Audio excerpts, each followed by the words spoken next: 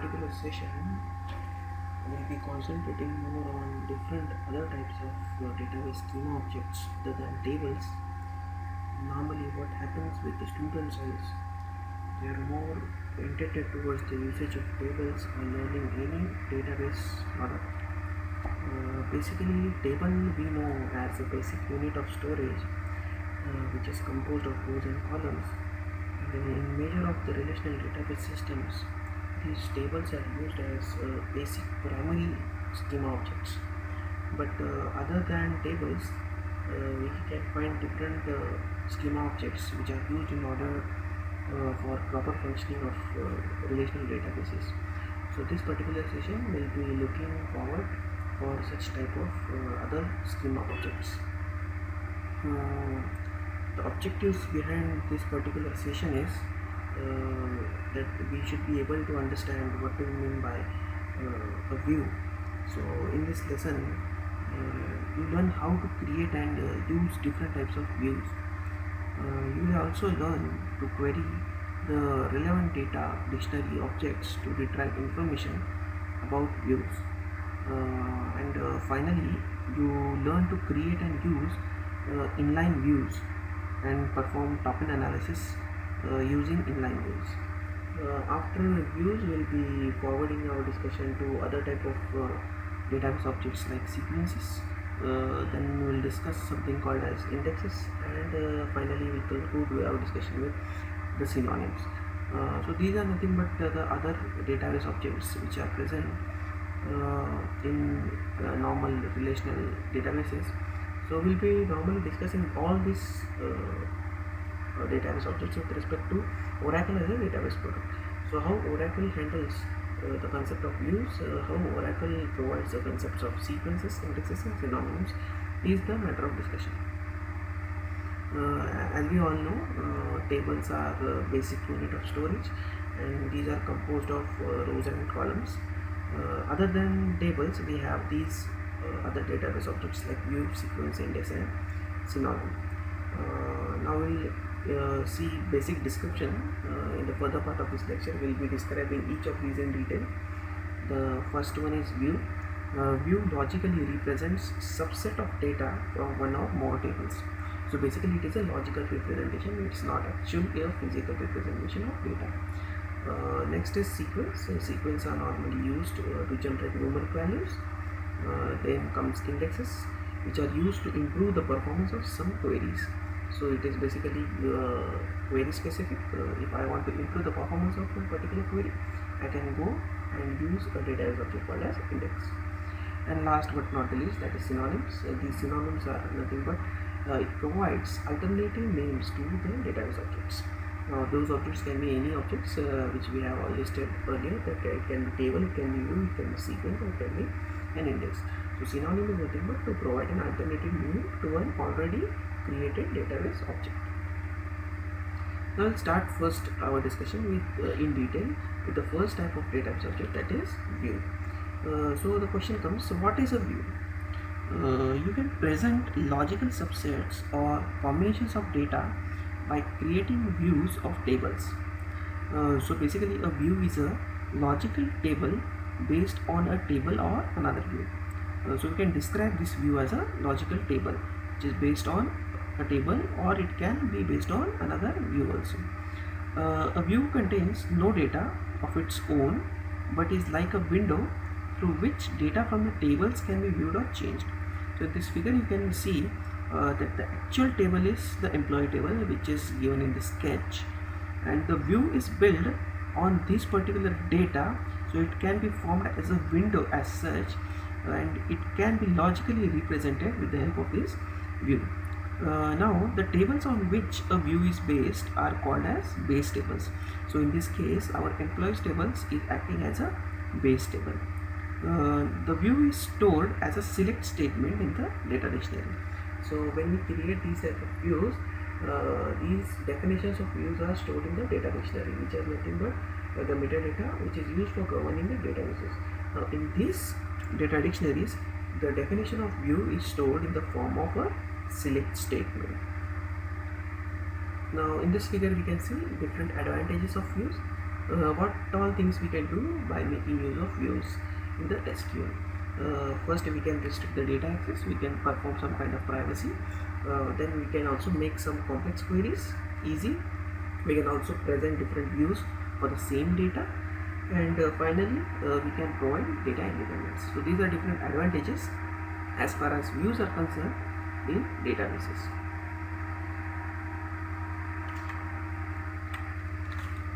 Now we'll discuss what do we mean by a simple view and what do we mean by a complex view.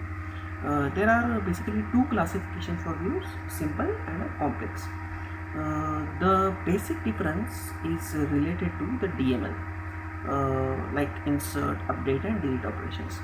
So the distinguishing factor between a simple view and a complex view is based on a DML operation. Now how will distinguish it? So a simple view is one that derives data from only one table. It contains no functions or groups of data, and it can perform DML operations through the view. So basically, a simple view is something which takes input as only one base table.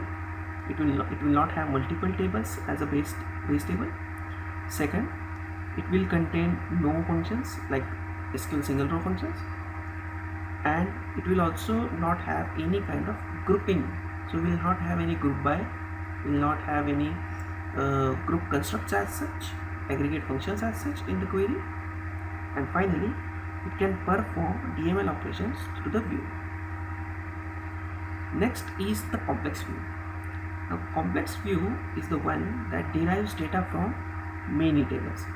So it can derive data from one or more tables.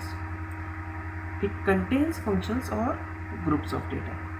So it can have different type of single row functions within it. Also it can have some kind of grouping mechanisms, like we can make use of group by clause, or we can make use of aggregate functions while writing the queries in a complex view. And it does not allow, you cannot say, but it does not always allow DML operations through the view. So it is a bit unspecific, like a complex view is one that does not always allow DML operations through the view. So the one which is allowing a DML operation is referred to as a simple view, and the one which does not always allow is referred to as a complex view. Now next is how to create these views. Now you can create a view by embedding a subquery within the create view statement. Now you can see the syntax over here. Create or replace force oblique no force view, the name of view aliases as the subquery with check option constraints and with read only constraints. And I will describe each and everything in this particular syntax. Now or replace, the or replace signifies it recreates the view if it is already existing. So if you have created a view and if you are firing a query like create or replace, now the new definition which you are providing for that particular view will be recreated as the new view if it is already existing. The second keyword in this particular query is force. Force signifies that it creates the view regardless of whether or not the base table exists.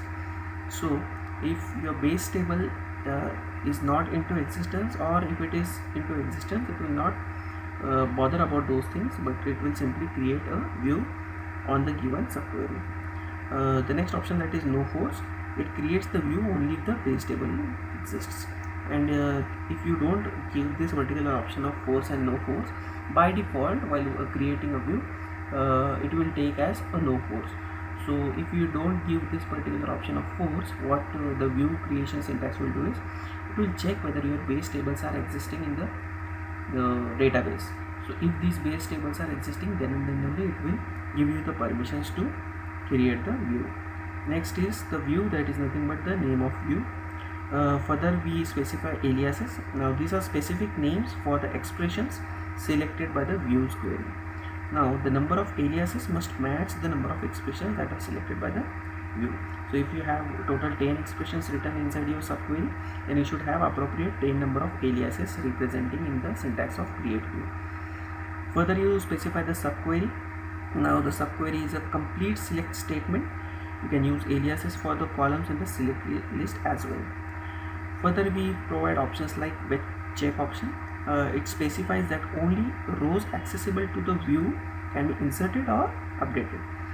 Okay, so with check options, whenever you give, it is nothing but it is specifying you that the rows which are accessible to the view can be inserted or it can only be modified or it can only be updated.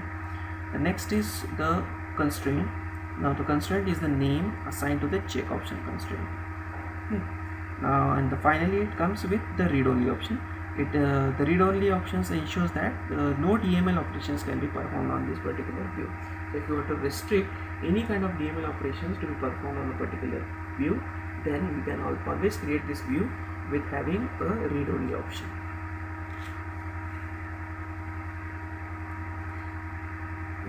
Now the example on the slide creates a view that contains the employee number, last name and salary for each employee in department 80. You can display the structure of view by using the ISQL star plus describe command. Whenever you will give the describe command, it will show you the output like referring the name, whether there are some null columns and the type of the column which you have created inside the view. Now there are different guidelines for creating a view. The subquery that defines a view can contain complex select syntax including joins, groups and subqueries. The subquery that defines the view cannot contain an order by clause. The order by clause is specified when you retrieve data from the view. So inside a view you do not give any kind of definition for an order by clause. So if you want to do certain kind of ordering, then whenever you retrieve the data using the select clause from a view, after that you can apply the order by clause. If you do not specify a constraint name for a view created with the with check option, the system will assign a default name in the format of sys_cn.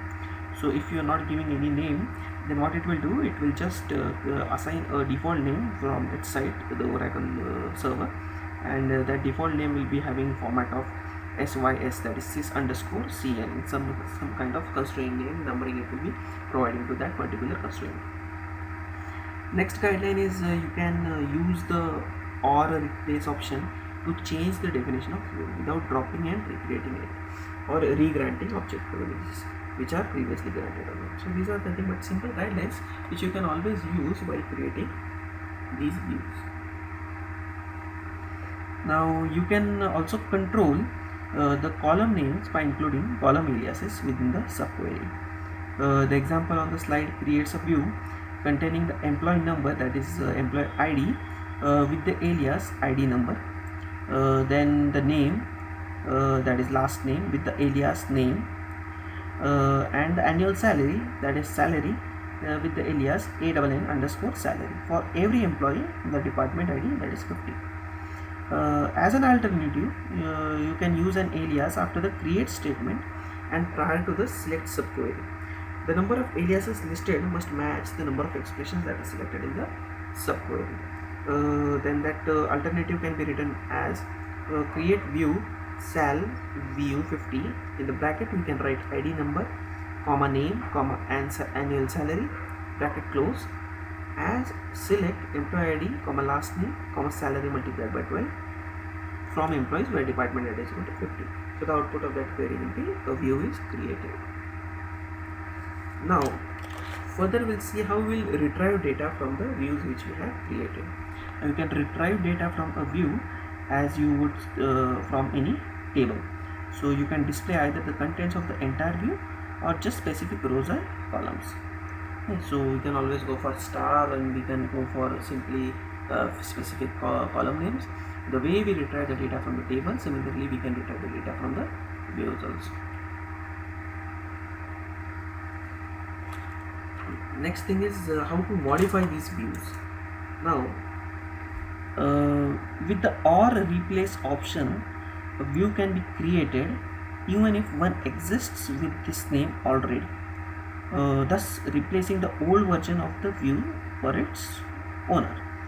So basically this or replace options can be used in order to recreate or we can say in order to modify a particular view.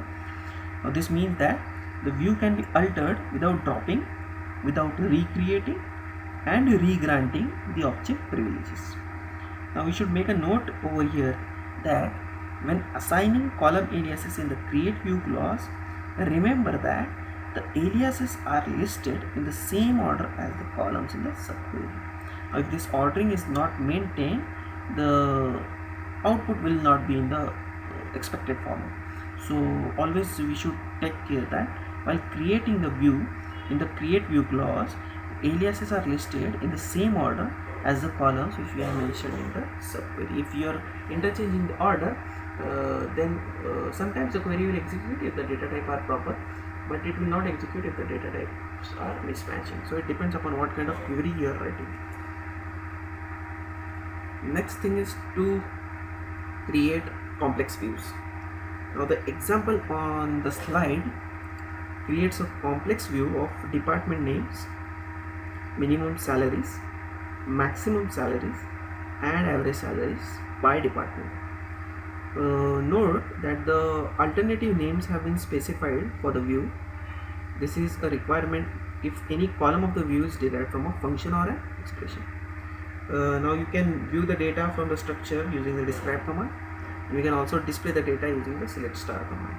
So here basically we are making use of some kind of group functions. We are making use of some kind of group by clause, aggregate functions. So we are referring it to as a complex view, and we are also trying to retrieve the data from more than one table.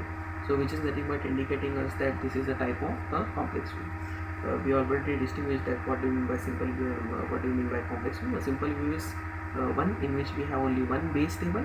We don't have any group functions, we don't have any single row functions, we don't make use of any group by clauses, and we can always perform a DML operations. And exactly opposite is the case with the complex view where we can make use of group functions, where we can make use of aggregate functions, where we can make use of single row functions. So exactly is the case over here. Here we are trying to apply different kind of aggregate functions, and we are trying to group the data, and also we are trying to retrieve the data from multiple tables. So we have multiple base tables. So this is a perfect example of how we create a complex view. Now there are some kind of rules which needs to be used for performing DML operations on a view. Now you can perform DML operations on data through a view if those operations follow certain rules. You can remove a row from a view unless it contains any of the following. The first is group functions, the second is group by clause, third is distinct keyword, and the fourth one is pseudo column of row num keyword. Okay. So if you are having these things inside the syntax of your creation of view, then you cannot remove a row from that view. Okay. So if you don't have these things mentioned, then always you can go for any kind of removal operations. But if you are trying to remove, and if you are having these kind of syntax available in the creation of view syntax, then you cannot remove a row if that view is having these following things in it. Second, you can modify data through a view unless it contains any of the condition mentioned in the previous slides or columns which are defined by the expressions. For example, as we have already stated, that is salary multiplied by 12. Okay, so these are also other things which are restricted in case of modification of the view. Similarly, while adding the data, you can add data through a view unless it contains any of the items listed in this slide, or there are not null columns without default values in the base table that are not selected by the view. So all required values must be present in the view, and we should remember that you are adding values directly into the underlying table through the view. So basically, when you are trying to add the values of the view, the data is not getting actually added in the view, because the view is just a logical representation, and whenever you perform these kind of insert operations using view, the data is actually added to the base table which you have referred in the creation of view syntax. Now how to use the with check option clause. Now it is possible to perform referential integrity checks using views. You can also enforce constraints at the database level. The view can be used to protect data integrity, but the use is very limited. The with check option clause specifies that the inserts and updates performed through the view cannot create rows which our view cannot select, and therefore it allows integrity constraints and data validations checks to be enforced on data being inserted or updated. Now, if there is an attempt to perform DML operations on rows that the view has not selected, an error is displayed with the constraint name if it has been specified. Okay. So, if you are trying to update, say update some kind of EMP v20, set a department ID is equal to 10, where employee ID is equal to 201, then it will give you an error like Oracle ORA, the number is 01402, view with check option where clause violation. Okay. We should also make a note over here is no rows are updated, because if the department number were to change to 10, the view would no longer be able to see the employee. Therefore, with the with check option clause, the view can see only employees in department 20 and does not allow the department number for those employees to be changed to the view. So the amount of data you are trying to refer, it remains in a proper way. Next we'll see how to deny DML operations. You can ensure that no DML operations occur on your view by creating it with the read only option. The example on the slide modifies the EMPv10 to prevent any DML operations. The example which we have, we can see over here, that is with read only. Now any attempt that will try to insert a row or modify a row using the view with the read only constraint results in Oracle server error number 01733, which mentions that virtual column not allowed here. So you cannot perform any kind of DML operations over there. Finally, how we can remove views. You can drop view statement. You can use the drop view statement to remove a view. The statement removes the view definition from the database. Dropping views has no effect on the tables on which the view are based. Your tables will be intact. The views or other application based on deleted views become invalidated, and only the creator or the user with the drop any view privilege can remove a view. In the syntax, the view is specifying you the name of the view which you want to drop.